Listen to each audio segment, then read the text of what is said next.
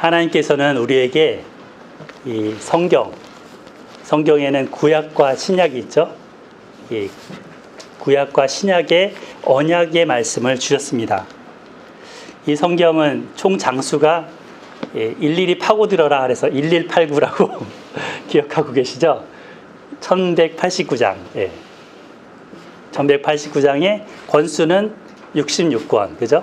신약 27권, 구약 39권 해서 66권입니다. 이 66권에 하나님께서는 그 백성들에게 이 언약을 기록하셨습니다. 그래서 구약은 옛 언약이고요. 신약은 새 언약인 것입니다. 그 병이 들면 약을 먹어야 되죠. 그죠? 아프면 약을 먹어야 되잖아요. 근데 신약을 먹고 구약을 먹어도 안 고쳐지면 그냥 쥐약을 먹어야 된다고 합니다. 그만큼 이 약의 효력이 엄청나게 좋은 약입니다. 언약. 요즘 코로나19로 인해서 교회 활동이 아무래도 제약이 많다 보니까 이제 가정 단위로 예배를 드리기도 하고 하면서 이렇게 이제 가족들과 잘 함께 예배 드리는 그런 것들이 되는 게 있다고 합니다. 근데 그때 이제 성경을 낭독을 해주는 거죠. 부모가 아이들한테 성경을 읽어주는 거. 그러면 아이들은 글을 모르는 아이들도 귀로는 들으면서 이해가 되니까요. 옛날에는 부모가 이제 필사해갖고 이걸 유산으로도 남겨주곤 했습니다. 그죠? 필사도 되게 오래 걸려요. 근데 이제 성경을 녹음해서 그거를 아예 그냥 유산처럼 주는 어떤 그런 그 신혼부부가 있는데 그 장인어른이 자기 딸을 이제 맞아들이는 사위한테 그러니까 이 녹음한 파일을 줬다고 해요. 자기가 성경을 낭독한 거를 녹음해서. 그래서 사위가 그 감동을 먹고 제가 이번에는 읽어서 장인어른한테 드리겠습니다. 뭐 이런 이제 아름다운 사례도 있다고 합니다. 아무튼 성경을 이렇게 읽으면서 들으면서 우리가 언약을 마음에 새기는 것은 참 아름다운 일입니다. 하나님께서는 이 언약의 말씀을 오고 오는 세대마다 읽고 준행하도록 그렇게 말씀하고 계시죠. 저희 교회 이름이 에스라 소망교회잖아요. 에스라가 누군지는 잘 알아야 될 것 같아요. 그 바벨론 포로라는 70년의 그 포로 기간을 이제 끝마치고 고레스가 귀환하도록 이제 고국으로 자기 땅으로 돌아가도 좋다라고 허락을 했는데 돌아가서 한 게 뭐예요? 성전을 다시 짓는 거였죠. 그죠? 성벽도 이렇게 보수도 하고 그런데 점차 그 주변 민족들하고 자꾸 사람들이 섞이는 거예요. 그러면서 여러 가지 이방 신앙들을 따라갈 수 있는 위험이 생기는 거죠. 그때 에스라가 와서 뭘 했어요? 모세오경을 초막절에 모아놓고 낭독해 줬습니다. 그 초막절에 낭독해주는 그 초막절 행사, 첫 번째 에스라 강좌, 이걸 통해서 백성들의 마음이 다시 재건이 됐죠. 그러니까 외적인 건물을 짓는 것보다 더 중요한 게 그들의 마음을 짓는 것이었는데 에스라가 뭘 한 거예요? 모세율법, 언약의 말씀을 읽어줬던 것입니다. 못 알아듣는 부분은 설명해 주었던 것입니다. 그러니까 백성들이 깨닫고 자기의 죄를 회개하고 뉘우치고 마음을 하나님께로 향하게 됐죠. 그러면서 다시금 그 민족이 새롭게 세워지는 계기가 됐습니다. 이 에스라의 정신처럼 종교개혁가들도 그와 같은 마음이었어요. 중세 시대를 거치면서 교회가 교회답지 않았거든요. 그런데 종교개혁가들이 성경으로 돌아가자 이렇게 된 거죠. 그래서 성경을 연구하기 시작했고 성경을 번역하기 시작했고 성경을 가르치기 시작했습니다. 그러면서 성경으로 시대를 분별하니까 잘못된 게 보이는 거죠. 그런 부분들을 고쳐가고 마음을 고쳐가면서 하나님께로 돌아오게 됐습니다. 저희 에스라 소망교회도 본질은 성경을 바르게 알고 전해주고 행하는 데 있습니다. 다른 부수적인 것들은 그냥 부수적인 거예요. 하나님 말씀을 저희들이 창념하고 우리 자녀들한테 가르치고 서로 부부간의 이 말씀을 통해서 하나 되고 이런 방향으로 갔으면 좋겠습니다. 한 1년 됐더라고요. 오늘까지가 딱 1년. 예, 그래서 다음 주일이 7월 4일인데 작년에 7월 5일 날 시작했잖아요. 예. 어떻게 달려왔는지 잘 모르겠는데요. 네, 하나님 은혜입니다. 예.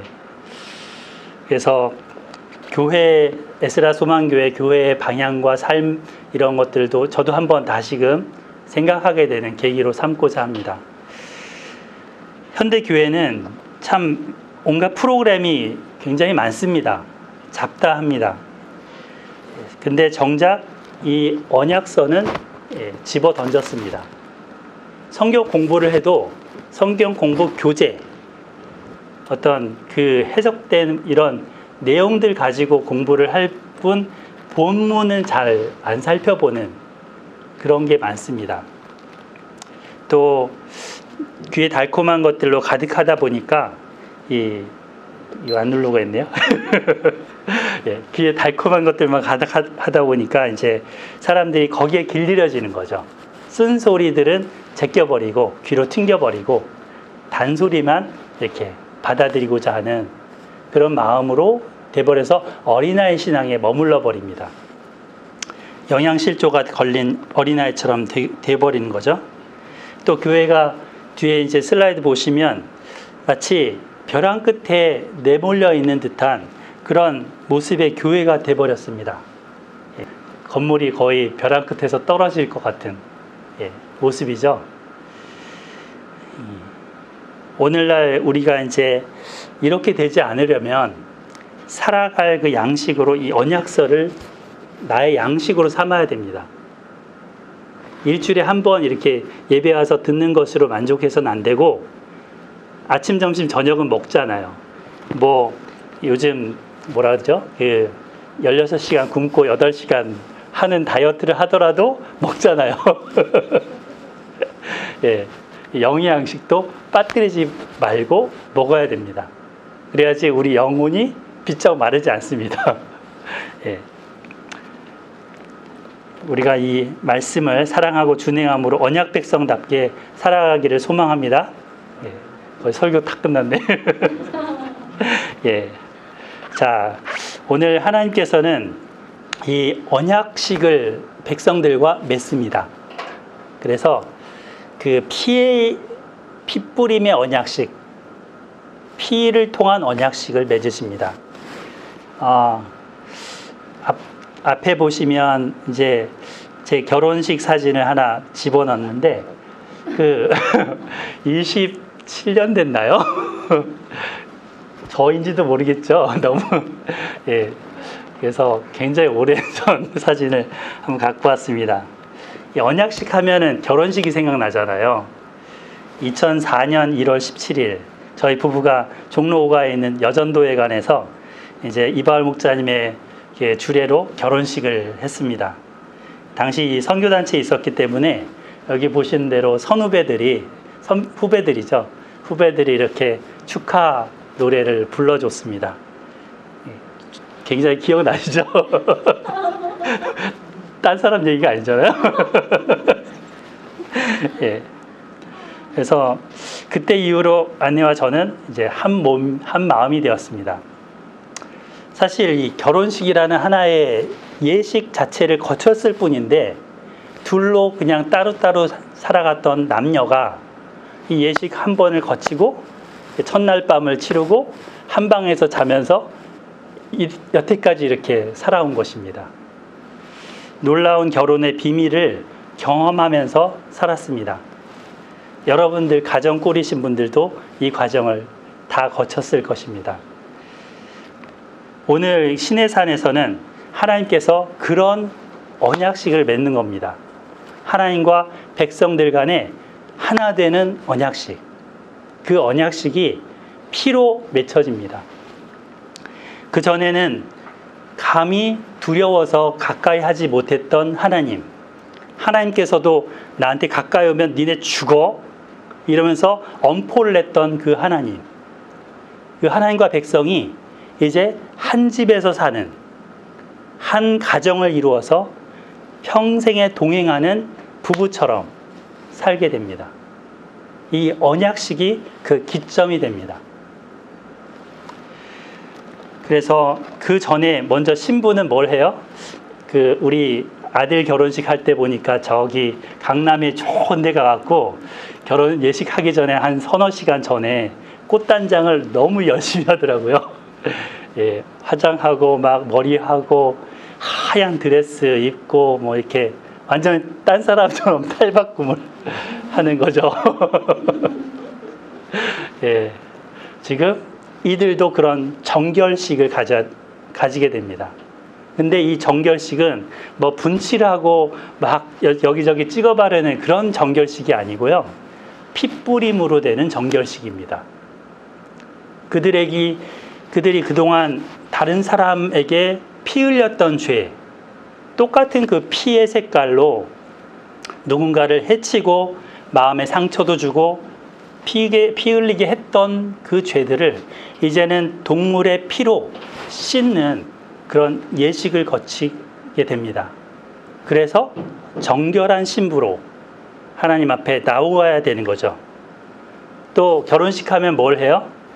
신랑이 이제 뭐 서약서를 읽죠. 또는 주례가 읽어주면 대답을 하든지, 신부가 또 서약서를 읽고 이렇게 사랑하겠다, 검은 머리 팥뿌리가 되도록, 우리 다은이는 알려나? 검은 머리가 팥뿌리가 된다는 거. 우리 강도사님이 지금 팥뿌리가 조금씩 돼가고 있는데 저기 뒤에 계신 분은 많이 팥뿌리가 되셨고 예, 그렇게 될 때까지 사랑하겠느뇨? 이렇게 물으면 네, 그렇게 하겠습니다. 대답하는 거예요. 그런 것처럼 이 백성들도 그렇게 준비시킵니다. 그리고 나서 하나님께로 나가게 하는 거죠. 자, 그리고 나서 이제 성막을 만들게 되는데, 이 성막은 이제 신혼집으로 들어가는 거죠. 네. 자, 언약을 통해서 하나님과 그 백성이 이제 하나가 될 것입니다. 이전에는 바로 파라오, 이집트 파라오라는 군주에게 이렇게 묶여 있었는데, 쇠고랑처럼 묶여 있는 노예처럼 살았었는데, 이제는 우리 반지를 끼잖아요. 시계도 차잖아요. 누구에게 묶이는 거예요? 신랑과 신부에게 묶이는 거죠. 하나님께 묶이는 겁니다. 이게 항상 확인하는 거죠. 이거 없으면 솔로인가? 이러잖아요. 그죠? 예. 그래서 서로 링으로 하나 되듯이 하나가 됩니다. 자, 언약식에 저희들도 한번 참여해 보겠습니다. 출애굽기 24장 전체를 살펴볼 텐데, 이 부분은 둘로 나누어 있습니다. 1절부터 11절까지랑 12절부터 18절까지 이렇게 둘로 구분되어 있습니다. 먼저 1절부터 11절을 보겠습니다. 1, 2절 한번 같이 읽어보겠습니다. 1절, 2절 시작. 또 모세에게 이르시되 너는 아론과 나답과 아비후와 이스라엘 장로 70명과 함께 여호와께로 올라와 멀리서 경배하고 너 모세만 여호와께 가까이 나오고 그들은 가까이 나오지 말 백성은 너와 함께 올라오지 말지니라. 네. 하나님께서 지금 모세에게 올라오라 하십니다. 시내산 정상에서 하나님이 이제 정상에 내려오셨는데 그 정상으로 올라오라. 이거를 뭐라 그래요? 정상회담. 예, 하나님과 모세가 정상회담을 하고자 합니다. 근데 여기에 73명, 그래서 같이 올라오게 되는데요. 아론, 그 다음에 아론의 두 아들. 원래 아론이 아들이 4명이 있죠. 그 중에 큰아들, 둘째 아들 이름이 나답과 아비후입니다. 그 둘. 그 다음에 이제 이스라엘 장로 70명이라는 사람들이 있는데 아마도 각 지파별로 12지파니까 그 지파에서 뽑은 사람들로 생각이 됩니다. 그 우두머리들을 이제 같이 해서 올라오라 하십니다. 그런데 올라오라 해놓고 여기 1절 후반부에 보면 멀리서라는 말이 나와요. 그죠? 멀리서 경배하고, 그러니까 모세만 빼고 이 아론과 장로들은 저 멀리 있어, 이거죠. 그 다음에 2절에 보면 모세 너만 가까이 와 해놓고 그들은 가까이 오지 말게 해놓고 또 누가 나와요? 백성들은 아예 올라오지 말라고 하셨습니다. 그러니까 이 백성들은 아예 그 시내산 저 밑에 경계치인데 거기 접근하지 못하도록 해놓은 거죠. 자, 그러면 그룹이 몇 개예요? 모세, 그 다음 리더 그룹, 백성 그룹, 세 그룹인 거죠. 네.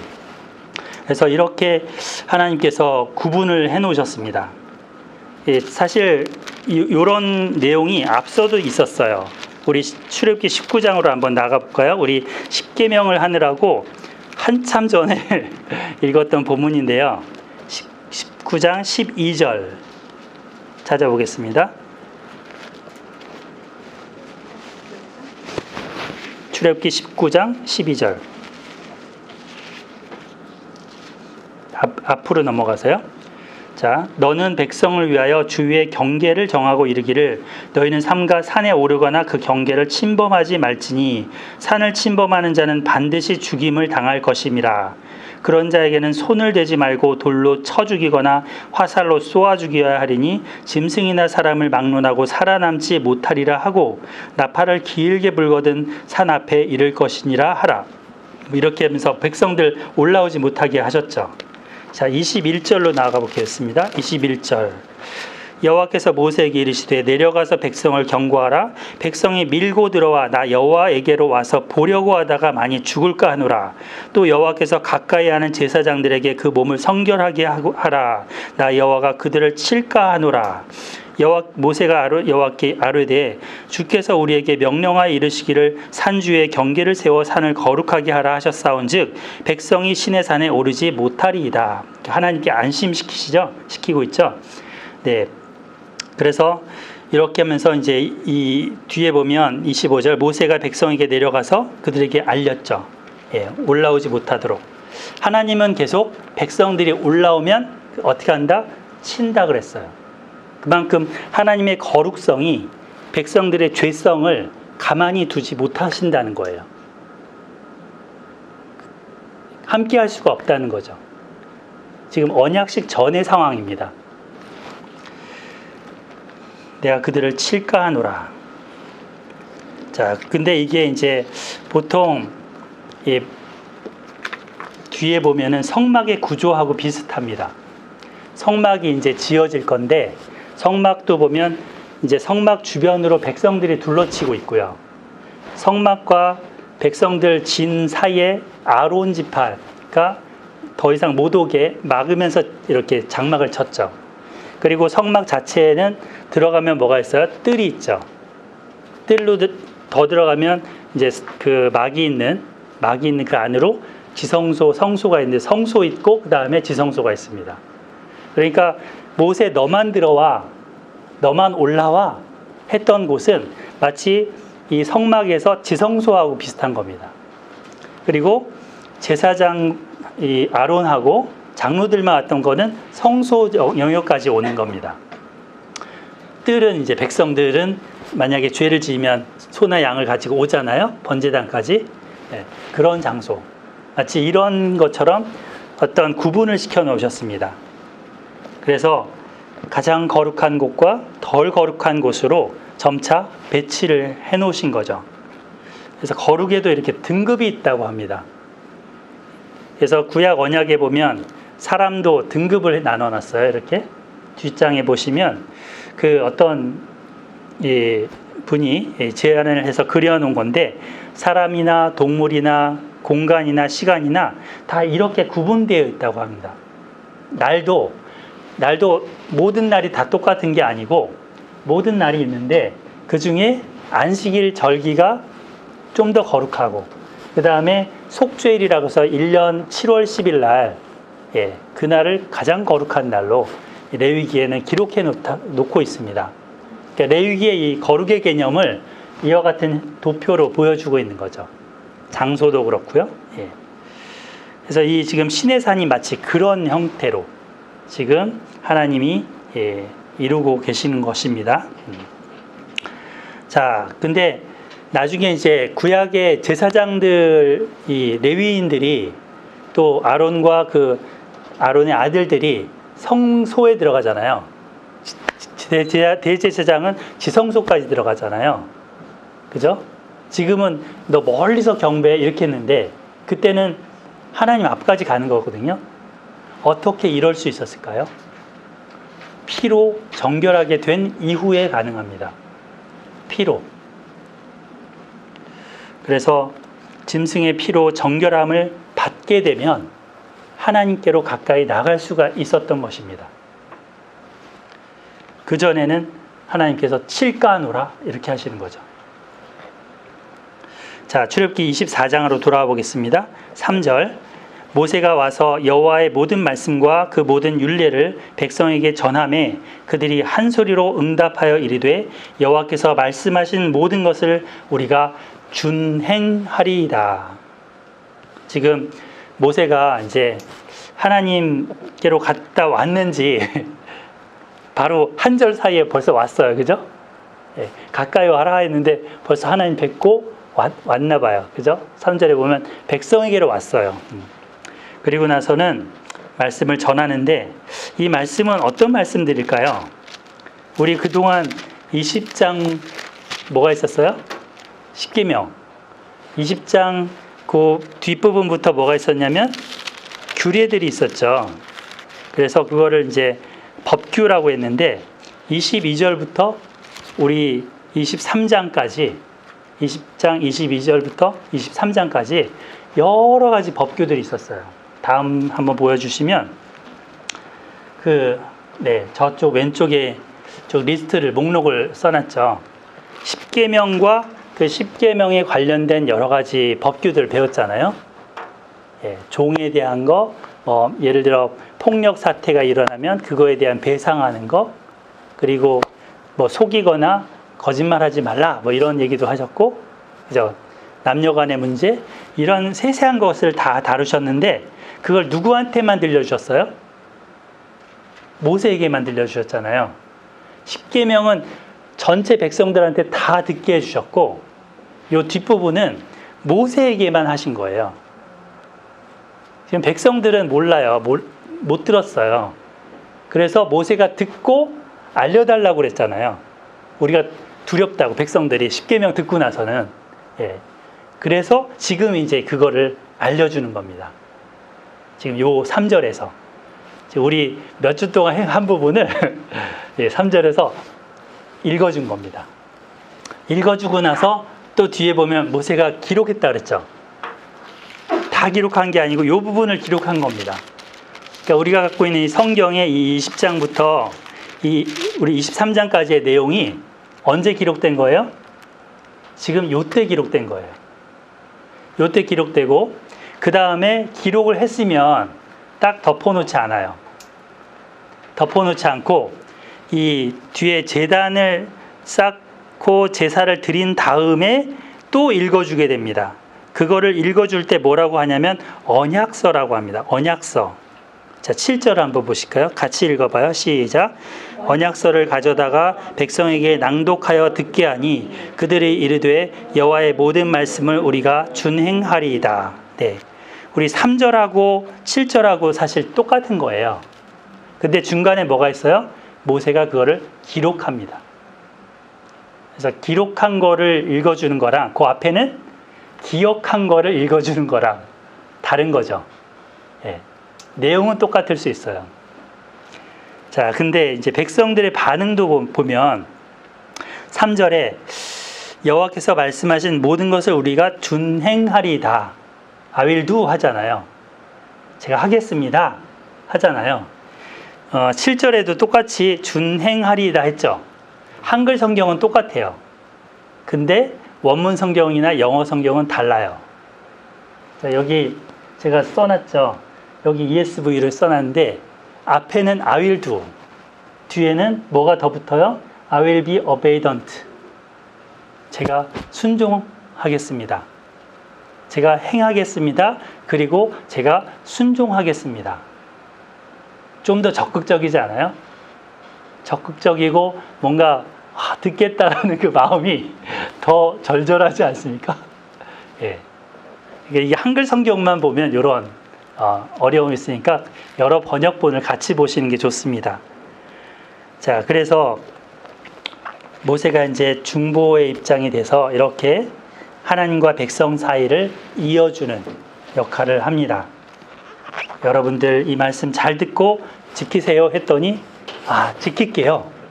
아멘. 그러게 하겠습니다. 굉장히 뜨겁게 반응을 하는데 결혼 서약할 때도 그러죠. 신랑 누구누구는 신부 누구누구를 이렇게 사랑하겠느뇨 하잖아요. 그러면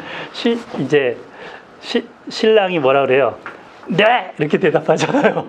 소리가 너무 작으면 다시 하라 그러죠. 다시 해보라고. 예. 신부는 좀 다소곳하게 네 그리고 예. 그런 것처럼 네 대답하는 겁니다. 사실 근데 지금 백성들의 이 대답이 많이 오래 갔을까요? 오래 안 가요. 지금 이제 모세가 산에 올라갈 거거든요. 24장 후반부에 보면 산에 올라가서 뭐 하냐면 그 하나님이 성막 설계도를 보여주셔요.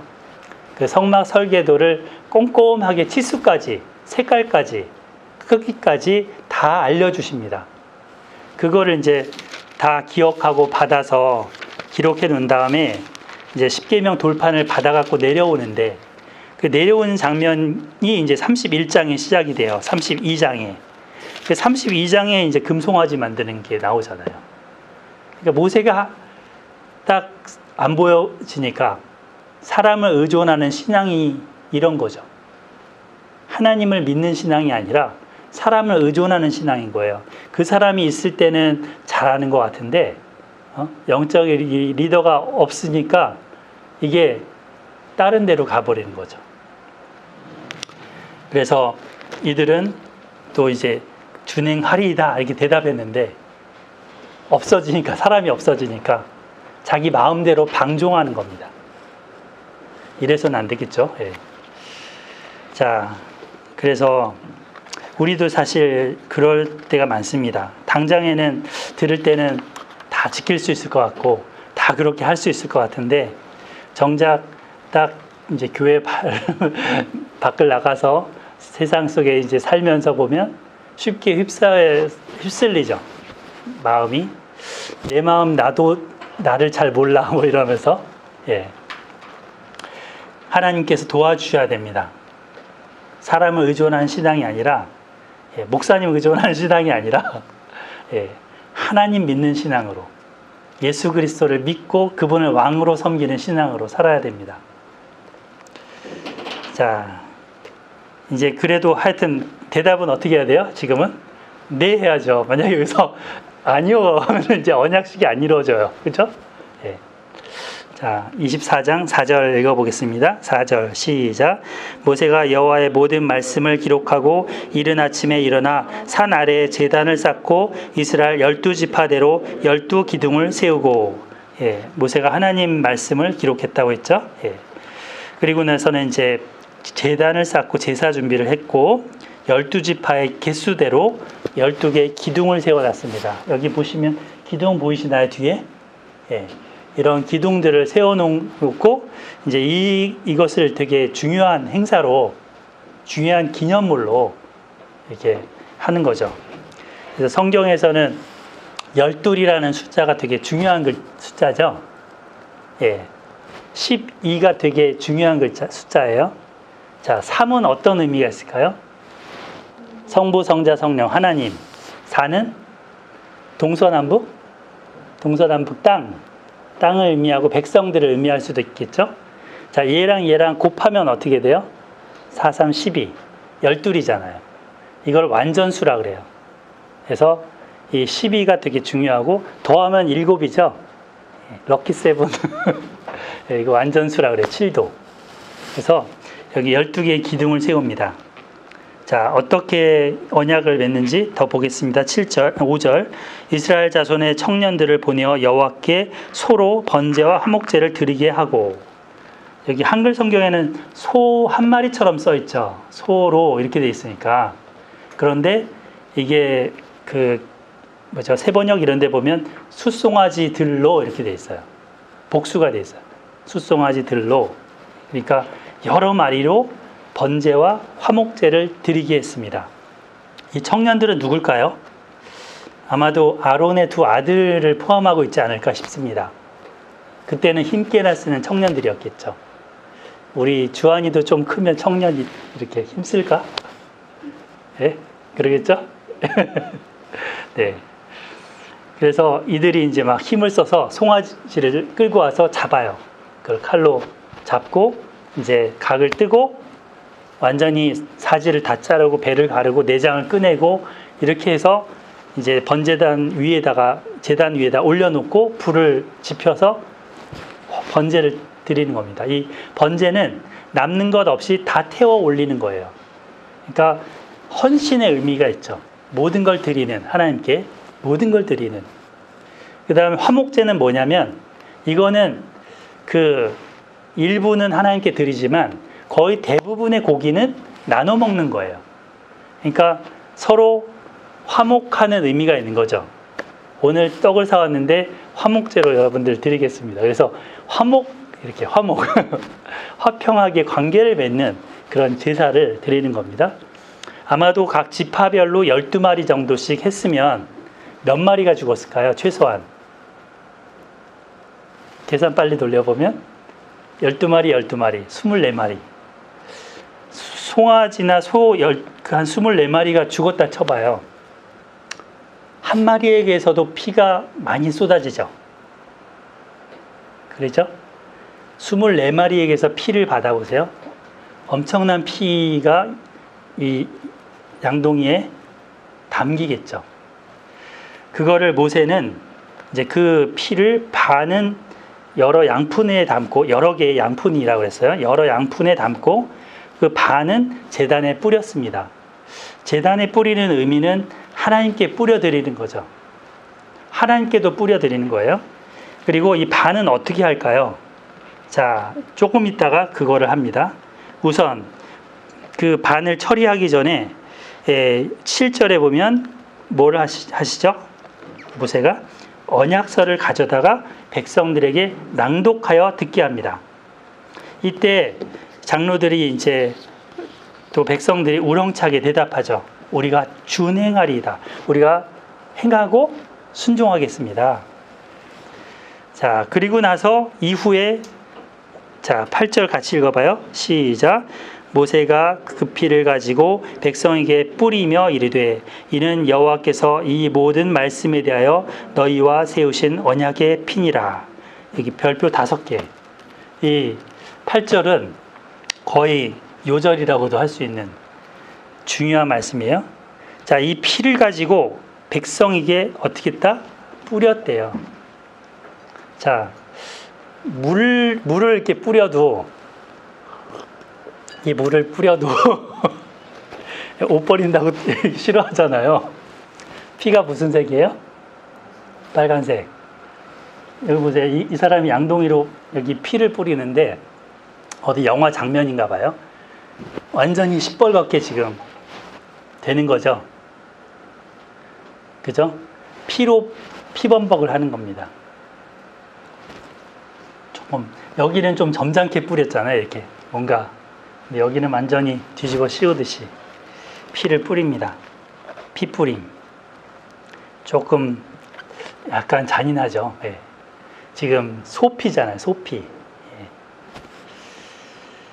자, 그래서 그 피를 뿌리면서 하는 말이 이는 여호와께서 이 모든 말씀에 대하여 너희와 세우신 언약의 피니라. 이 의미가 뭘까요? 우리 창세기 15장에 보면 아브라함이 하나님께 이제 횃불 언약을 드리는 장면이 있어요. 그때 송아지를 바늘을 갈라놓고 잠시 있는데 졸고 있는데 잠깐 눈을 탁 떴더니 횃불 하나가 그 송아지 사이를 훅 지나가면서 언약을 하셨죠. 내가 너의 후손들을 이집트에 그러니까 애굽에 종살이 하게 했다가 다시 건져내겠다. 뭐 이런 약속을 하시잖아요.